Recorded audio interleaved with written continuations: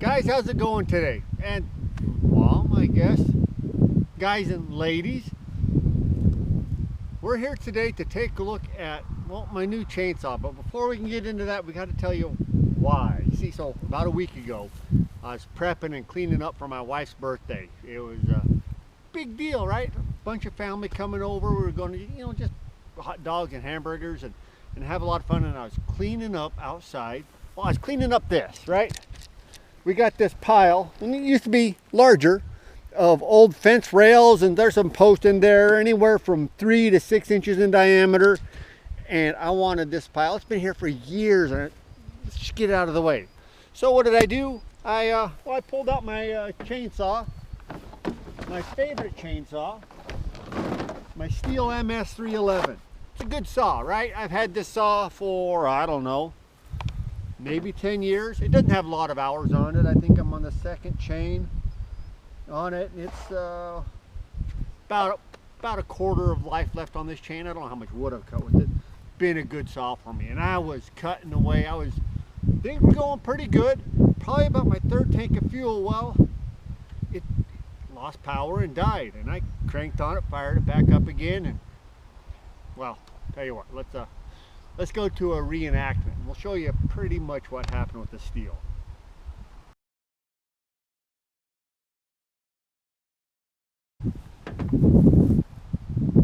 Yeah, that's pretty much what happened. Stihl,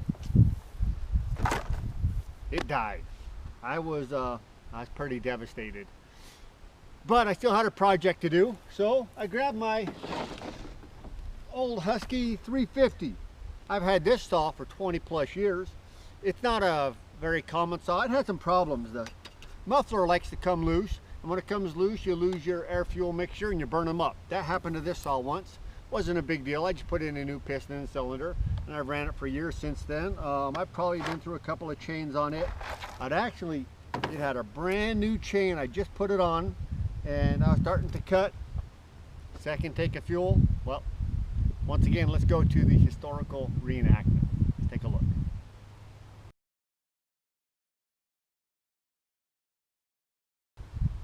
Yeah, that's pretty much exactly what happened. So my Husky, well, it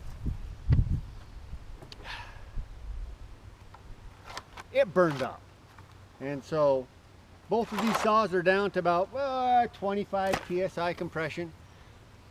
I got parts to fix them. We'll fix it. We'll make some videos on that. We'll rebuild both of those saws. It's not a big deal. I'm not a small engine guy, but almost anybody can do that. So we will rebuild those saws. But in the meantime, you can't have too many chainsaws. I ordered another one off Amazon, and well, they always say it's the cheapest saw you can ever get, and well, maybe not. It's not the cheapest saw. Let's unbox it and take a look. If memory serves me correctly, what we have here is a 65cc saw that's based off of the Husqvarna 365, the Husqvarna pattern, with I believe a 25 inch bar, chainsaw bar with a lot of different languages on it. Now it's a solid bar, not a roller tip bar. It's a solid bar, so that's something that most people will want to replace fairly quickly, because that solid bar is gonna drag your horsepower down. It does come with the chain bar guard. Let's see, we've got looks like that's your fuel can mixture and a funnel. That's great. We'll keep those forever. That's kind of cool. A little pouch to keep your scrunch in. That's yeah, okay. What else we have in here? All right, we've got a screwdriver. We got a screwdriver. We have 3mm, 4mm, 5mm. Doesn't say what that is. Is that another 4mm Allen key? We have a saw file, which is a 3/8 file. That's great.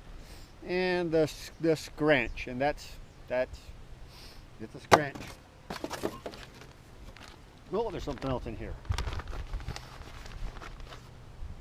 spare spark plug. Say that 3 times quick. I dare you. Come on. All right. Let me just spare spark plug, L6 size. All right. Cool.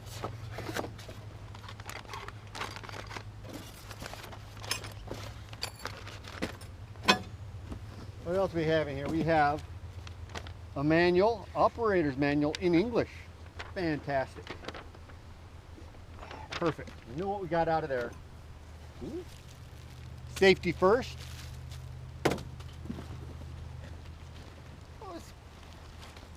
And now, what else we got in here? Saw chain expert. All right. I don't consider myself an expert. Maybe I shouldn't use that chain. That's pretty much it. Let's see. Pair of gloves, kind of some rag wool gloves. And now, the part we're all concerned about, and that is the power unit. Like I said, this is, check that out. Husqvarna chainsaw 365 powers. Husqvarna, that's fantastic. It didn't say that when I bought it there off the Amazon. It had some Chinese name on it. I'll put the link down, or I'll put a strip underneath there with what it actually said. But yeah, this is based off the Husky 365 model. It's just a matter of how close did they get. So we'll take a quick look at a few of these items on here, and we'll fire it up. We'll cut some wood with it, and I'll give you my first impressions. I won't be able to give you a long-term review on this because I just got the saw, but we'll take a quick look at it. I mean, yeah, chain brake seems to be functioning. It's not a heavy unit. We'll get the specs on there. Let's see, Husqvarna, we'll check that out. Husqvarna 365 HP, 095, 05, 13. I don't even know what those numbers are supposed to represent. But yeah, Husqvarna. So, everybody needs a Husqvarna. Now I'm going to be honest with you. This little Husky 350 of mine, it's been a good saw for me. I bought it on clearance from Sears, back when Sears had real tools. And it was a $300 saw, $299, marked down to $199, because they only made this for a couple years. And this is a farm grade light duty saw. I've cut quite a bit of wood with it, and it's a good running saw, right? It's a pleasure to use. It's not too heavy. It's a handy saw. I like my little Husky, you know, aside from motors burning up. We'll see how this Husky feels and runs. Right from the very get-go, this plastic, you know how plastic feels. It feels cheaper, feels tinier, more brittle. That's what I'm looking for. It feels more brittle than when you feel the plastic of this. It has a different tone when you tap it. This has a nice rounded handle, whereas the Husqvarna, it's square. It's not unpleasant. It's a little bit larger. Trigger feels good. The switches feel reasonable. The choke, yeah, all right. What about what happens when we look? Tell you what, we don't need to see in there. It has an air filter, so it's just a standard fiber style filter with on your air inlet. I don't see anything overall wrong yet, other than just the cheap feeling of this plastic. I've seen on reviews where the fuel and oil caps are very brittle or even have holes in them. These appear to be a higher grade of plastic.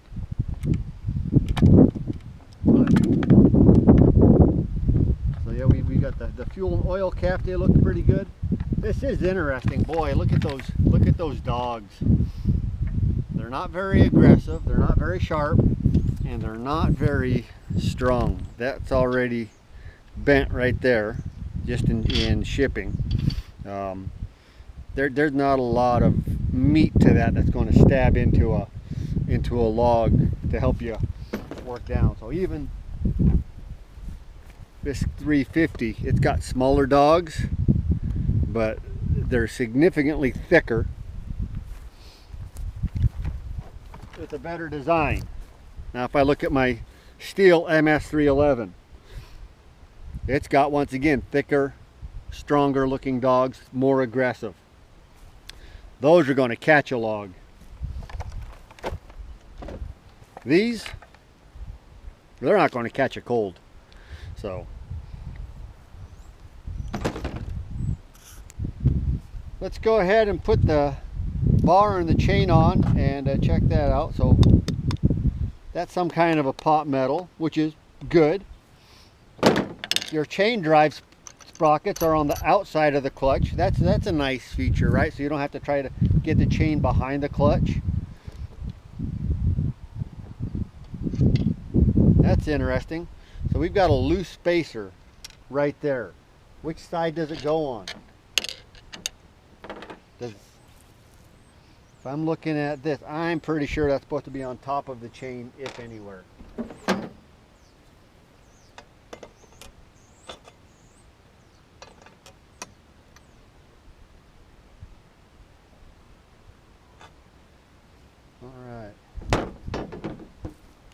So that's our chain adjustment, or bar, yeah, chain tension. That's into a plastic housing right there. Plastic housings are probably fine as long as it's going into a metal nut, and then you adjust it, say, right there. All right, so we've got a chain, and it feels a little bit lighter. Once again, that's just a feel. I haven't measured that. I haven't put any specs into it, and a large part of that might just be my thought process on it. But it's a 3/8 chain. It's got a, well, I don't even know what drive profile that is. I'd have to look, but it's a standard drive profile, standard chain. It feels reasonably sharp right out of the box. I'm not going to have to hit that with the file. Let's put it together. Tighter. It'll loosen up quickly. Let's snug this down. And before we get too much further, I'll actually look in the manual, and we'll see if the manual tells me whether or not anything about that cheap little plastic spacer. So as it sits now, we'll all be dipped. Check that out. Got that little spacer right there. It says, get rid of that. I'm assuming that's what that means. It doesn't say anything else. Oh, there, take off the transportation ring. All right. Brilliant. Let's fuel and oil this thing up and see if it'll start. Some people will use used motor oil, you know, whatever, in their bar oil. I don't. I always like a good tacky oil. And you'll notice when you get a good quality bar and chain oil, especially when it gets colder, it gets kind of tacky, and it really hangs on that bar. Good or bad, I don't know, but I always run a reasonably quality bar and chain oil. In an emergency, yeah, I'll use motor oil, I'll use whatever if I'm up in the woods and I run out of bar oil, but that should never happen. For my initial startup here, I got a gallon of fresh non-ethanol gas, and we're going to start this off. We'll dump in 2 bottles of 50-to-1 mix. We're going to run this at 25-to-1. So we'll run this at 25-to-1. And when I rebuild the steel in my other Husky, because this is, well, we'll keep that 25-to-1. But I have a Husky, a steel, and I think I've been mispronouncing this, guys. Help me out here. That's a Husqvarna. It's not a Husqvarna or a Husqvarna. It's a Husqvarna. let me know in the comments how you're supposed to pronounce that. Just somebody help me out here. I'm not Swedish, and I'm not Chinese either. And can you imagine a worse mix of languages than Swedish and Chinese? Oof.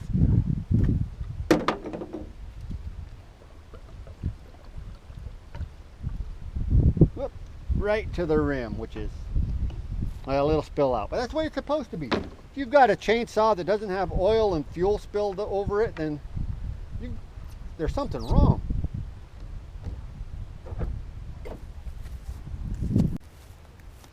All right, couple quick things. First of all, what this saw actually is. The list price on it was $149.99, and it's a SBK MARSCT gas powered chainsaw. I'll put those details down. It's $149.99 with 8% off, but then sales tax of 6%. It has a $150 saw delivered to my house.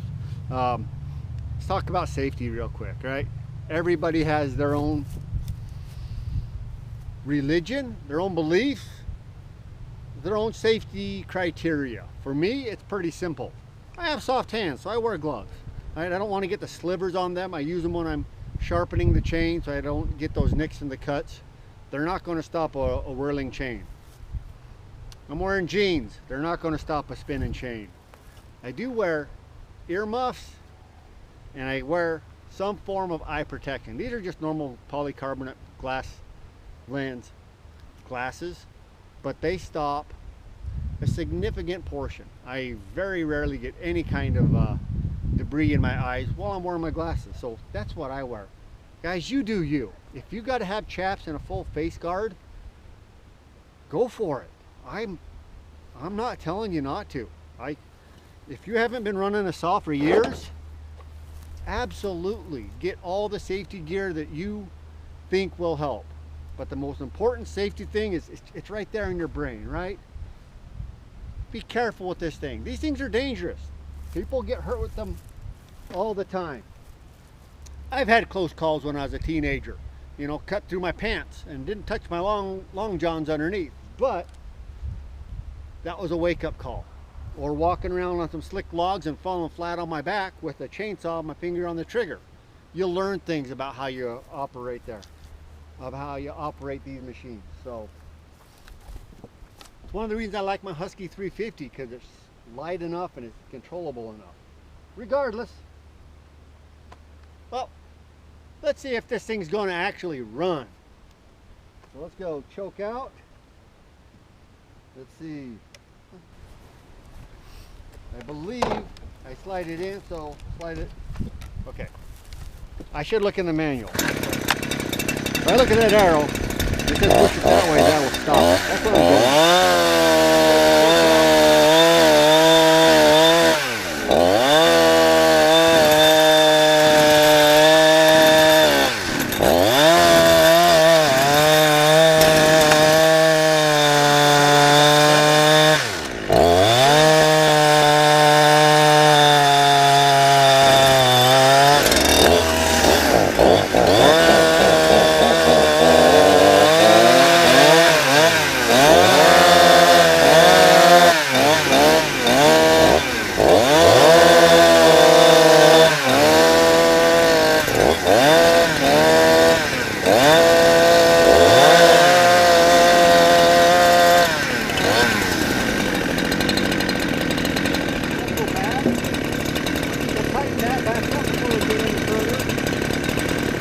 It's a nice idle. It's a nice idle.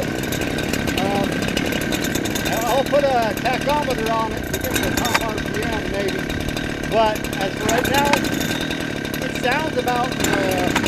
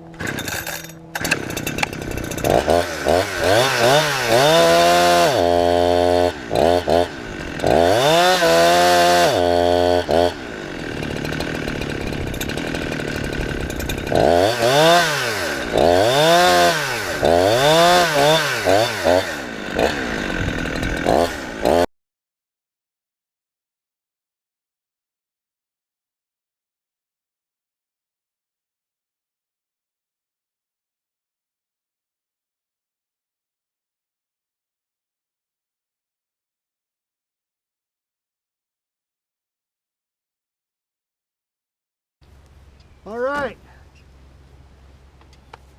let's talk about this. My Husqvarna 24-inch Husky 365 clone. It's not a clone. It's not as good as the original. It's not bad.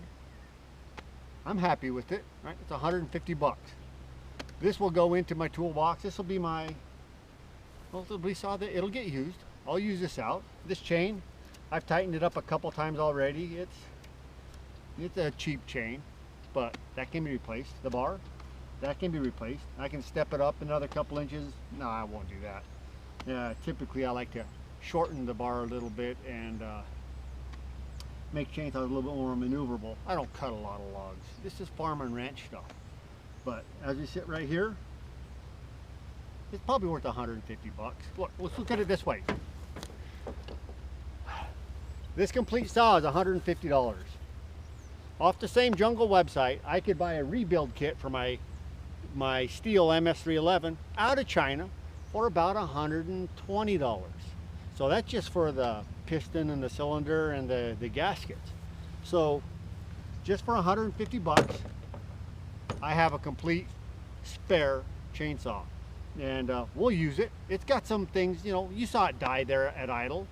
A lot of saws do that. That's a little bit of adjustment, a little tuning, a little bit of runtime on them. Ergonomics aren't fantastic. It doesn't vibrate that bad. It feels good. It doesn't feel like this is something that's going to wear me out after a day of sawing. I don't do a lot, but you know, when I cut down a larger tree, or if I go up in the mountains and help people get wood, or I do a lot of church activities, church service opportunities, where I'll run a saw for hours, and I could run this saw for hours. It doesn't feel bad at all. It's not too heavy. It doesn't vibrate too bad. 150 bucks, yeah, go ahead. Here's the thing, this is true about most things, right? It's true about, say, if you're a bicyclist, right? Or you like pew-pews, things that go bang, or chainsaws. How many should you have? And there's only one answer to that. And it's a mathematical equation. It goes n plus 1, where n represents the number you currently have. So if you currently have one chainsaw, you should have 1 plus 1. I had 2 chainsaws. N plus 1 equals 3. So we'll run this for quite a while, and eventually that n plus 1 will probably be 4. That's the way it should be. That's what we have to do. We have to draw a line somewhere, right? I've got my n on Jeeps right now is 3. I better not do n plus 1 on that, not until I get some stuff cleaned up. But there you go, guys. Is it the right saw for you? It depends, right? What are you using it for? Spare chainsaw on a farm and a ranch? I'd have no problems of throwing this in the truck to go up and get some firewood as a spare, or even my primary saw. I'd have a spare with me though, just in case this one does decide to die. But as for right now, yeah, absolutely. Fire it up and use it. So, guys, thanks for watching. I enjoyed this. I got some work to do. I got to finish cutting up all this junk and get it out of here without cutting off any toes or fingers or getting a kickback into my face. I think I can do that, right? I'm pretty cautious. Be cautious, right? But go outside and do something awesome. Do something you've never done before. Do it smartly. Don't just go out and start whipping around a chainsaw if you've never used one before. But go outside and do something. You'll sweat. It's hot. It's fine. You'll be better for it in the end. Catch you guys on the next video. Hey, and stay tuned, right? I'm going to be rebuilding this this Husky 350 here pretty soon. It'll be getting a brand new Chinese jug or piston and cylinder. So we'll be rebuilding this one here shortly. And we'll do something similar on the steel. I have this MS311. I've got a new piston here for it, and so we will try to just polish the bore on this cylinder and put a new piston in and see if we can bring this thing back up and running. So these things aren't going away. They're good quality machines, and I'll get a lot of use out of them for years to come. So yeah, subscribe to that if you want to see that, or don't, because you know what, there's probably about 1 million videos of guys rebuilding these on the YouTubes already, and they might be better than I am. But hey, Thanks for watching.